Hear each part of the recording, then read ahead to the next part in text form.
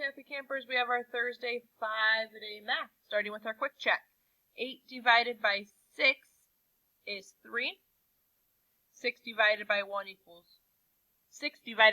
equals 1, sorry. 54 divided by 6, we notice our 5 and a 4 add up to our 9, so our answer is 9.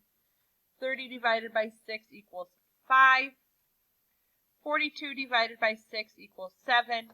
And 24 divided by 6 equals 4. Choose the name of the shape. So I get to choose today from square, rectangle, parallelogram, or triangle. I'm going to go with square today. We remember that a square has 4 equal sides. They're all the same distance. Daniela babysat for her neighbor Saturday night from 5 p.m. until midnight.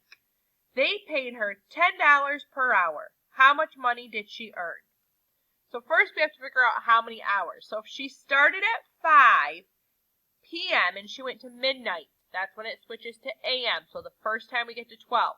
So if we count those, we're at 5, we go 6, 7, 8, 9, 10, 11, 12. That is 7 hours. But now, each one of those hours, she makes $10. So 7 times 10 equals $70 that she earned. Find the missing part. 5 times what equals 35?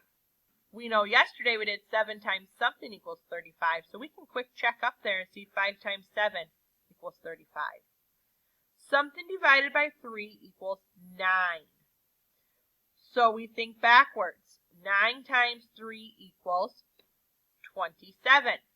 And I already had you cross out that last fraction one there yesterday, and you're also crossing it out on Friday. Good job today.